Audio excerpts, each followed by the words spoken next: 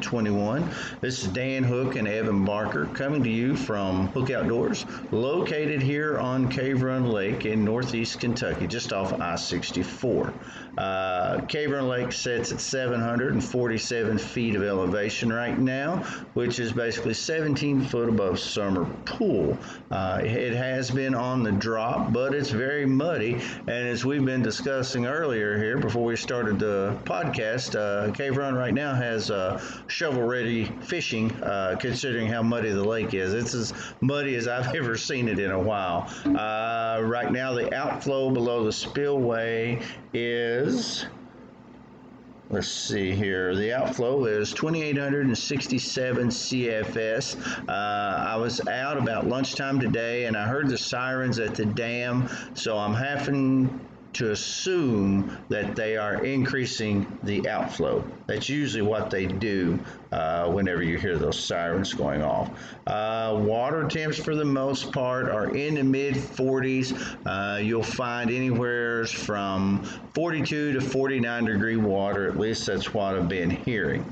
As far as fishing goes this week, it's tough. There's been some people out, but the lake on one, it's muddy and it's cold and it's up so big, it's hard to find a fishable area of water that that has even cleared up a little bit, and two, that's not brushed over so thick that you can't get into it. Most of the places, as far as if you're trying to fish a tree line, you're going to be fishing in 40 foot of water, and we're just not in an offshore bite right now as far as I know. Same thing for the spillway, with the flow as big as it is and the muddy water also. Down toward the end of the spillway, there's a little pocket, kind of a little eddy type deal. They are catching a few fish down there, and some of these muskie guides are even going so far as they're putting in at the ramp in the river at the spillway, and they're running down to a little side creek, and where the water's a lot clearer and a lot more stable, and they seem to be catching some muskies down there. I have heard that they are catching some fish on suckers right now. There's a little bit of a rattle trap bait, but it's pretty slim right now. And just another thing, all this high muddy water just slows down the traffic, and it's hard to gauge just because there's not a whole lot of anglers out right now. But hopefully, we're from looking at the long range weather, as things warm up and the lake drops down and silts out, the fishing will improve. At least that's what we're looking for. Evan, what are your thoughts on this muddy water? I mean, it's a tough deal right now, but just what are you thinking? If you just had to hit it today, what would you do? Yeah, cold muddy water. It's probably one of the, if not the toughest conditions for a bass fisherman specifically, especially with the water being so high. That's what we were talking about earlier. I said there's a difference in flipping bushes and flipping woods. Mm-hmm. Flipping bushes is a really good pattern to get on, catching fish, but flipping woods is something that is, really, really difficult to, figure out how to catch fish in. There's so many places with cover for those fish to set up. Mm-hmm. And, a lot of the bushes are more or less the trees are in 17, 18, maybe even 20, 25 feet of water. Mm-hmm. So, mm-hmm. and you got so many limbs and branches and stuff down below it. So there's just so many places for the fish to get right now. From what I've seen yesterday, I was out on the lake, and the water's going to be colder at the mouths of the creeks, but if you run up to the head of the creek, you're going to find just barely cleaner water, but the water's going to be, from what I seen yesterday, 3 to 4 or 5 degrees warmer. Mm-hmm. So that's going to be a difference. If you were going to go out and you were going to go looking for bass, that's where I would think that the fish would be. Yesterday wasn't too good on me, but that's not saying that I just didn't fish the right areas or anything like that. If you can find some warmer water, in the back of the creek where it cleans up just a little bit, those fish each day, they're going to be wanting to get, they're more and more each day getting into that pre-spawn, feeling, they're wanting to move up.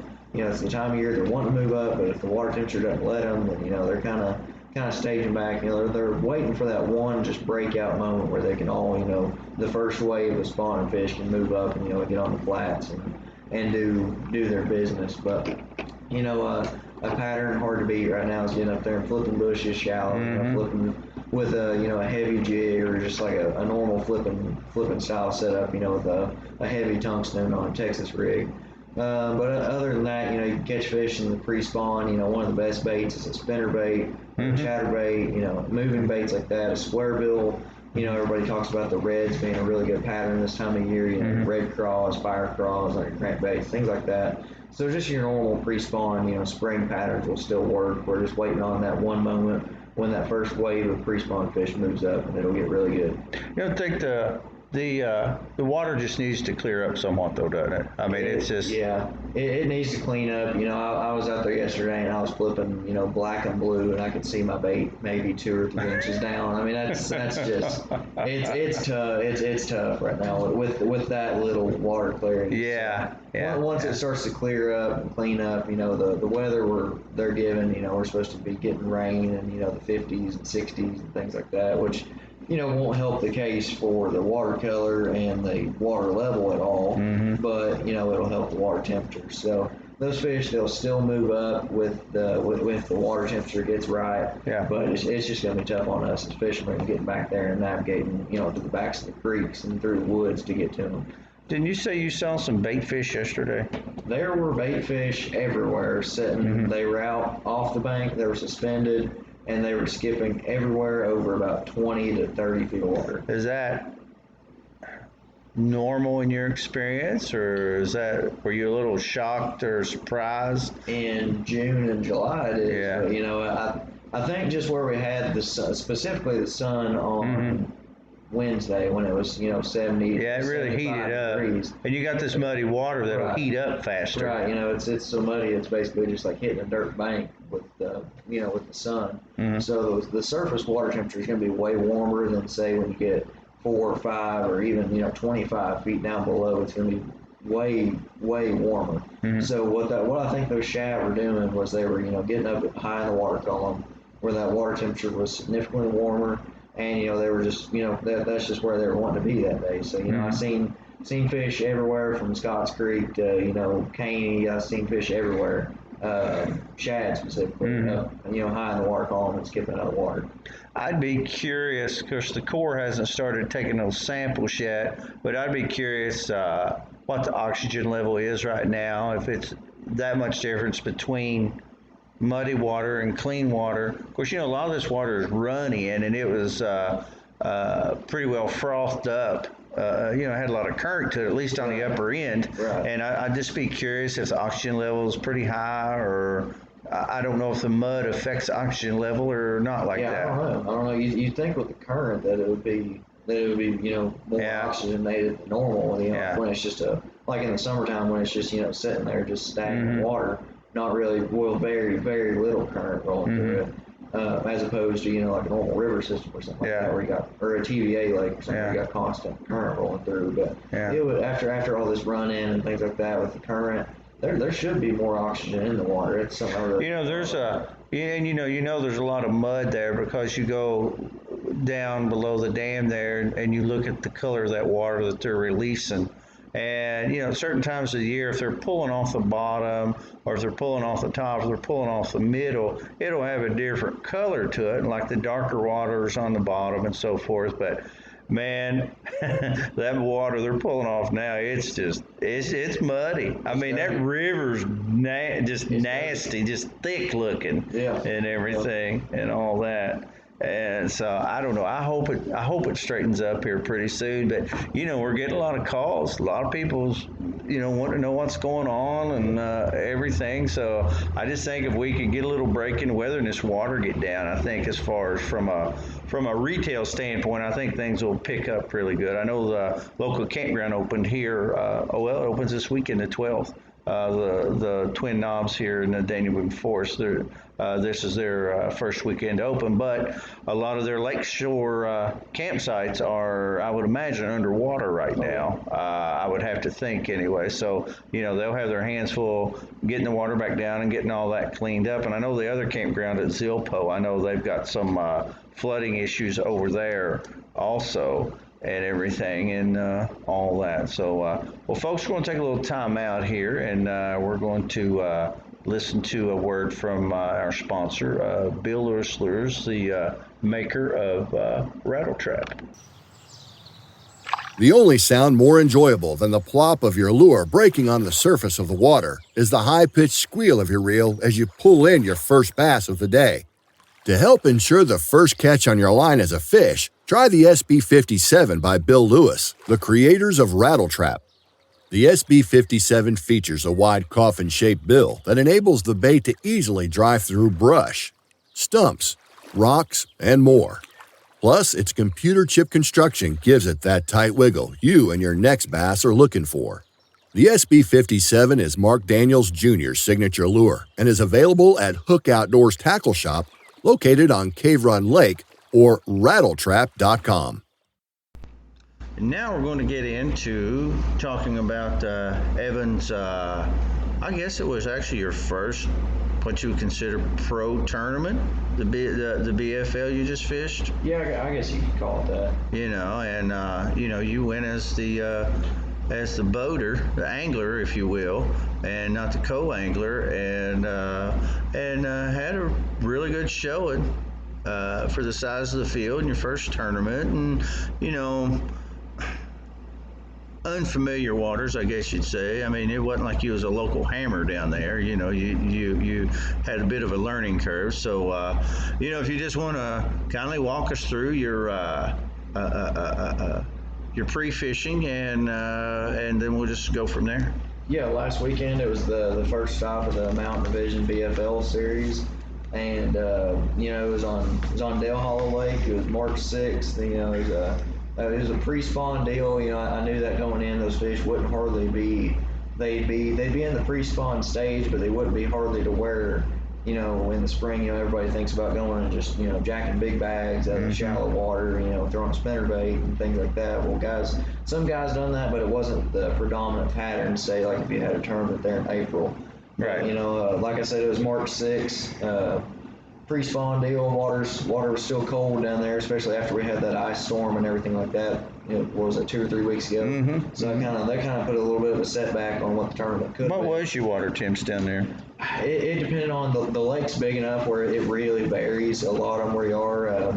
Where I caught the fish in the tournament was actually way colder than where I actually practiced at. Where I caught them, the water was.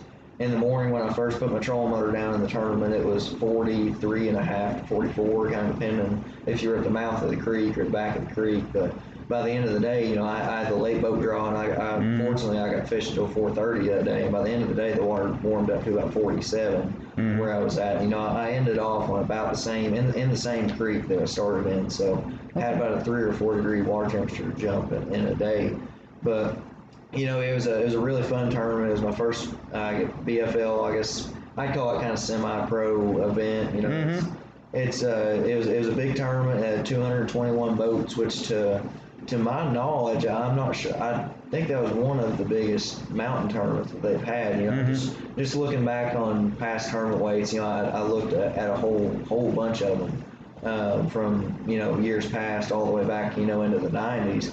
And most of the time the average, between still huge tournaments, somewhere between 150 to 170, 180 boats. But this one we actually had 221 boats, and which even for Dale Hollow, Dale Hollow, it's a big lake, but it's only I think 28 to 30,000 acres, somewhere in that ballpark. So you throw 221 boats on there, and you take it's 28,000 acres, but there's only certain areas of that lake that are going to produce fish, that are going to hold fish at certain times of the year. So, it just it tightens it up, especially this time of year. I mean, there's just not fish everywhere. Right, and and the way FLW does it now is they send out a mass group text. You get after the pre-tournament meeting, they send you out a text with your boat number, co-angler draw,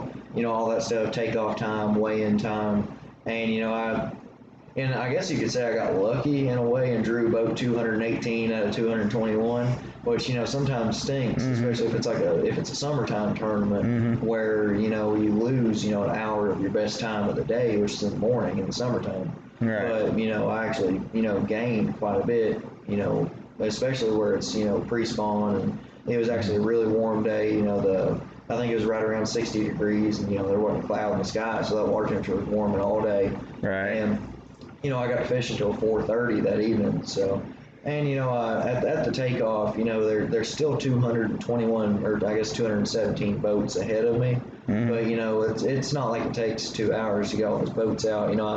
The takeoff, the first boat took off at 6:30 out of Star Point Resort down there at Del Hollow, and I took off. Me and the last three boats were basically side by side taking off, and I think we took off right at 7:05, 7:10. So they cycle them through pretty fast. Yeah. So I lost in the morning about 30, 35 minutes of fishing time, but then at the end of the day I gained 2 hours because the first flight they weighed in at 2:30, and I didn't have to weigh in until 4:30. So really I gained. I guess if you do a little bit of math, I gained an hour and a half of fishing time. Huh. So you think somebody would complain about that? That's just the way they divvied up into different flights, and I was flight 9. I was the last flight, and I think they do each. I think every 25 boats they do a flight. If I'm not wrong, it's somewhere in that ballpark. So if you're boat 24. You weigh in at 2:30, but if you're boat 25, you weigh in at 2:45. So you get an extra 15 minutes fishing time just for being one boat behind the guy who gets who doesn't add any. So that was an advantage, especially this time of year with, like I said earlier, the water temperature warming up throughout the day. But take us through. You get there on Thursday, I guess, right, and just take us through. What was your initial plan?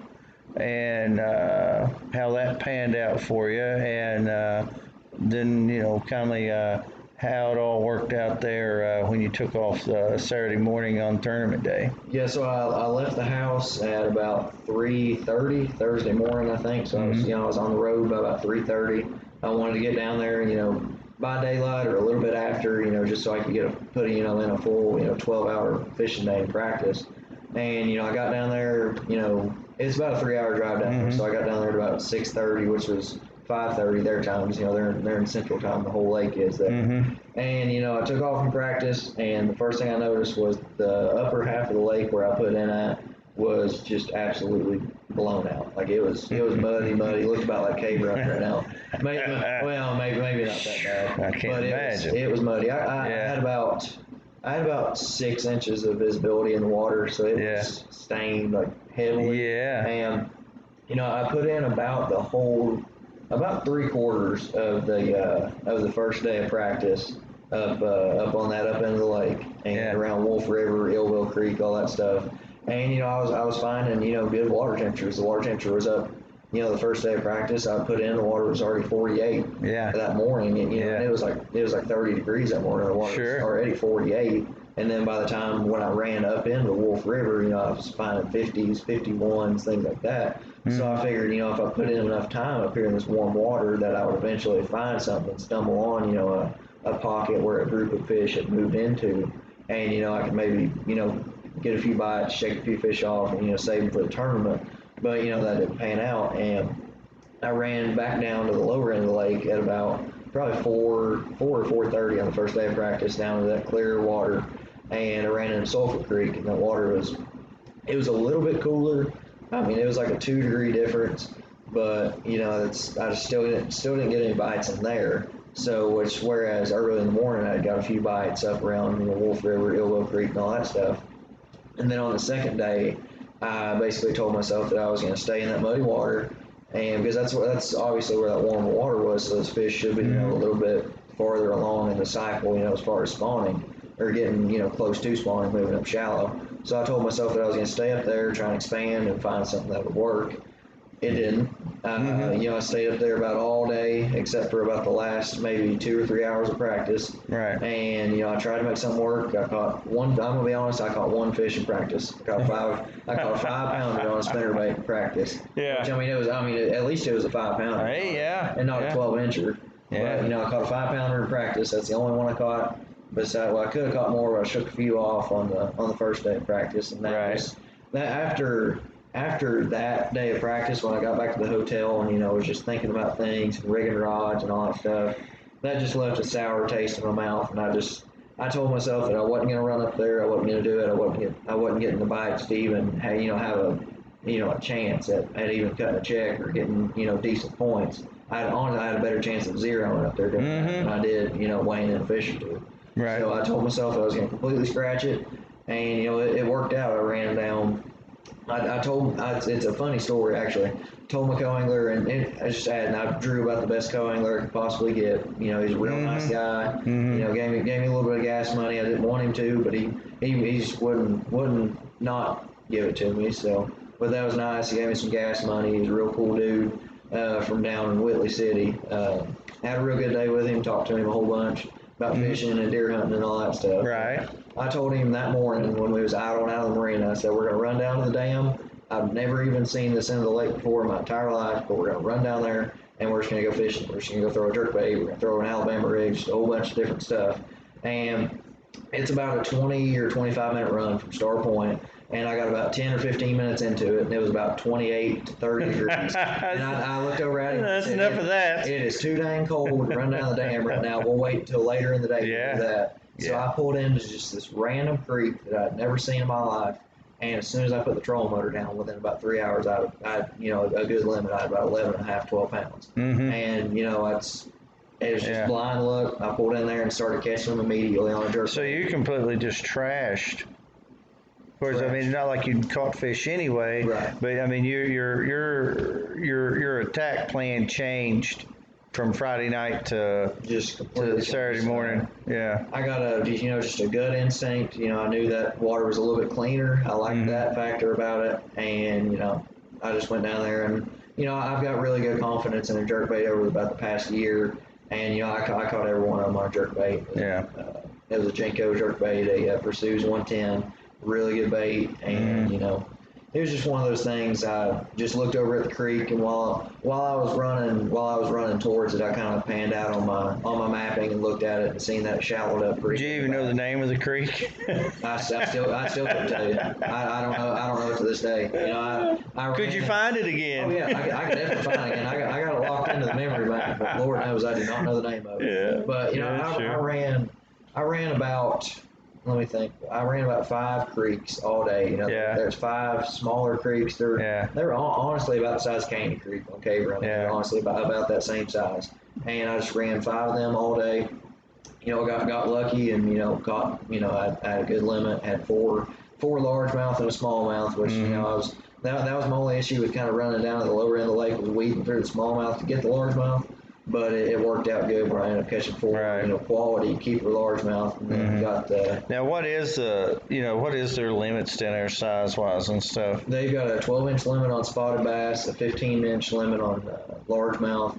Then they have a slot limit on smallmouth, which you can't keep a smallmouth between 16 and 21 inches. Right. And you can only have one under 16 and one over 21.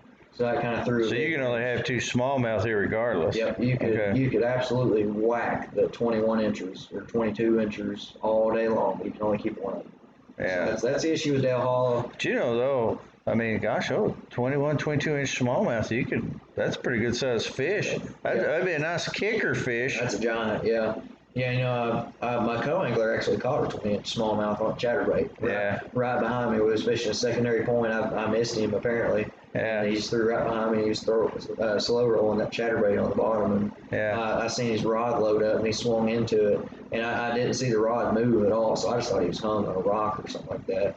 And then I turned around, and I seen his rod go down 2 or 3 times. Yeah. And I was like, oh, Lord, that's a giant. Yeah. And it came up, and I seen it was like a 20-inch smallmouth. I put it on the board. I think it was like 20 and a quarter, which, you know, really sucks for him because, you know, it's, you know, 3/4 of an inch away from, you know, having just an immediate 5 pounds on in the bags. Well, yeah, and a fish like that with what the cut weight was, he'd have been pretty close with one fish to. On the co-angler side, if that fish would have made it, he probably would have got a check.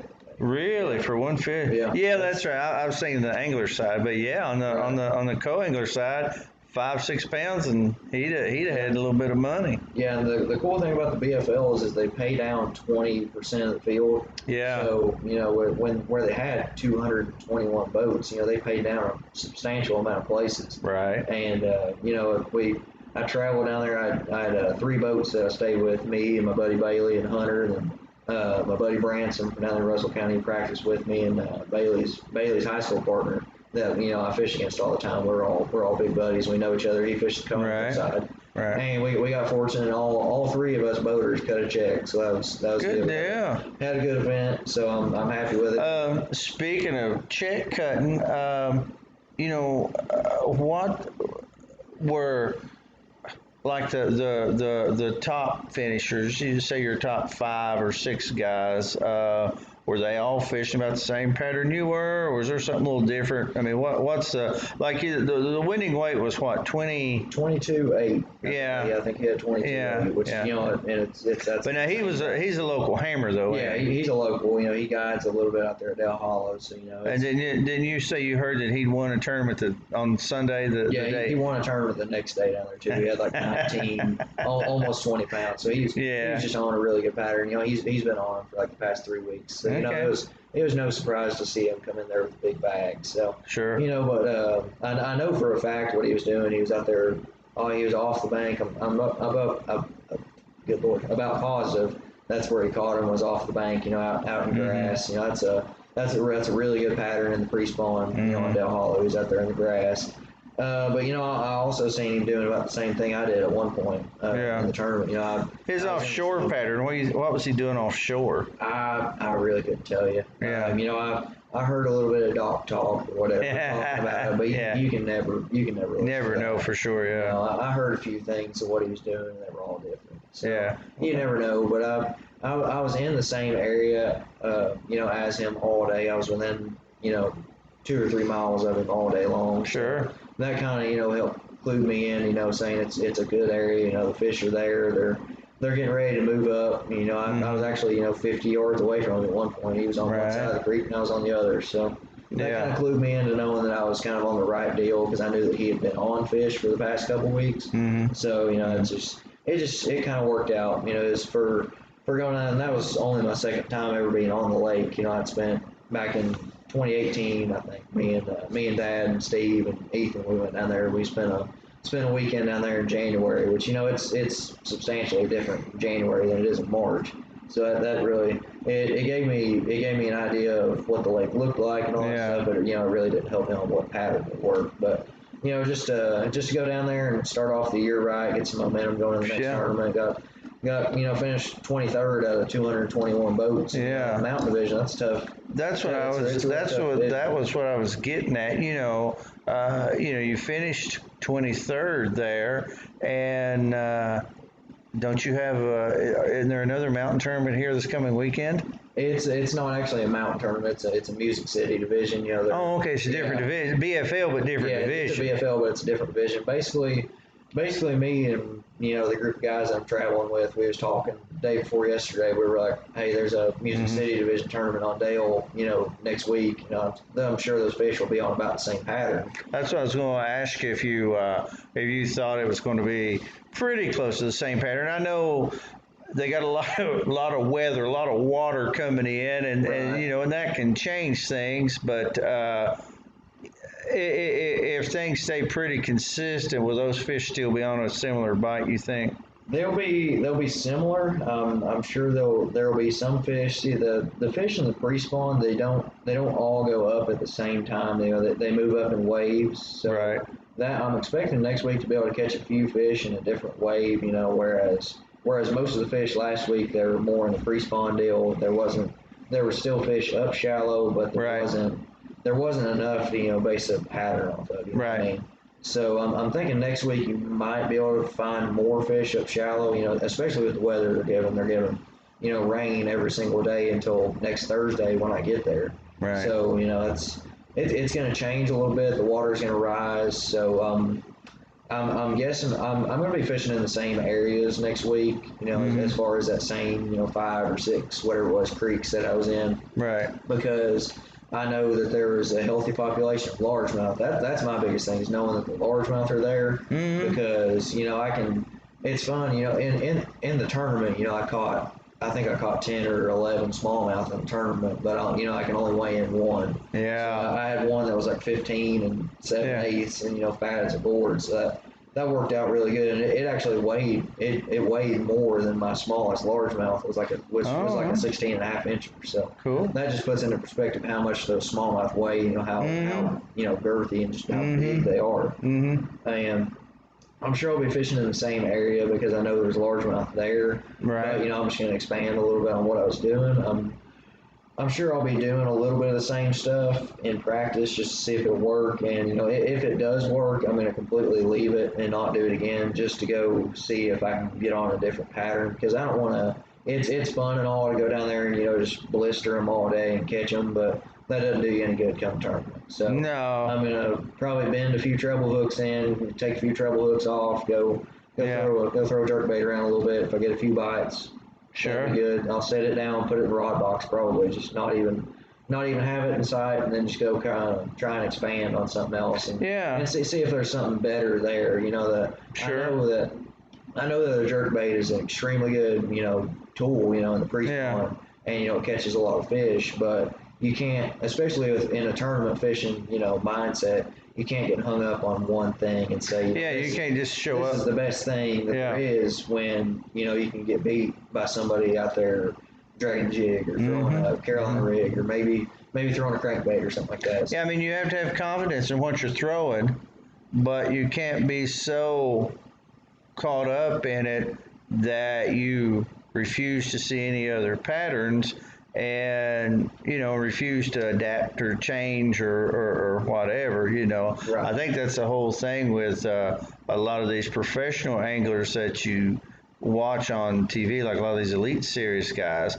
They have a plan, and I mean they got a good idea when they're going in, but a lot of them, they realize that these conditions change, and you can watch interview after interview with them where what they wound up catching them on was nothing that they had pre-fished for. And so you got to be able to change and adapt to whatever the fish or Mother Nature or whoever throws at you. Right, and just listening to a lot of pros over the years talking about especially their good tournaments. I won't say most, but a lot of people's good finishes, on like pro circuits, like the Bass, Elite Series and things like that. When they have a good tournament, they say they had a terrible practice. It changes it up to where, like me, I just went into Saturday with a completely open mind. I ran down a water I'd never seen before and threw a bait that I had not thrown all practice, but I just had that gut instinct and I had confidence to throw it. And, it ended up working out. Well, one way, I guess, to look at having bad practice days, you know what they're not going to bite on. Right, yeah. That was just something I kept in my head from practice. That's what when me and Branson were idle, and, we had to idle through the marina and stuff like that to get to the ramp after practice, was over on the first day, and I said, well, we know exactly what not to do. Yeah, that's a true answer. It's funny. Yeah, if you're chunking a spinnerbait for a half a day and a jig for a half a day, and you don't even get a hit or nothing, then you know that barring any kind of extraordinary change in things, that's pretty much probably going to be how it is for a while anyway. Right. Right. I don't want to turn this into like a big lesson on practicing and pre-fishing and all that stuff, but something that I looked at, especially in the tournament last week, was the weather was the exact same in the practice as it was in the tournament. So right. Thursday and Friday both, we had bluebird skies and 55 to 60, 65 degrees in that ballpark, and we had the exact same weather in the tournament. So that made my life a little bit easier as a tournament fisherman, knowing that the weather that it is in the practice is going to be the same as it is in the tournament. So that helps me. But like next week, when I go back down today on practice on Thursday, they're giving rain, and then on Friday and Saturday they're giving bluebird skies and sunny. So that's going to change it up a little bit to whereas maybe on Saturday I could, or not on Saturday, my bad, Thursday on the first day of practice I could get on a really good bite, maybe throwing a spinnerbait or a crankbait around the laydowns. Right. It's cloudy and windy and raining and all that stuff. But then on Friday, I could go back to that same area and just to see if they're still there, where it's going to be the same as the tournament, and not get a bite doing that. Right. It's just going to change up so much. So that's one thing that I think some people make a mistake of in practice is when you have a big tournament, and you put multiple days in for practice, you want to practice. Like if say you have a Saturday Sunday tournament and you go practice Wednesday, Thursday, Friday, you might practice Wednesday for Saturday, then practice Thursday for Sunday, and then kind of combine what you found in practice on Friday, knowing what the weather is going to be on Saturday and Sunday in the tournament, and then try and figure it out from there and see what those fish are going to be doing in that similar weather condition. Okay. All right. Well, folks, I think that's going to about wrap it up for today. Hopefully this weather will get itself straightened out. At least it's warm and we don't have like 2 or 3 inches of ice laying around and people are getting their power back and so forth and so on. We've just got a bunch of muddy water to deal with right now, but sooner or later it'll drain out and silt out. But, in the meantime, just keep tuning in and listening. We'll keep you informed the best we can. And as we like to say here, just get outdoors and hook outdoors.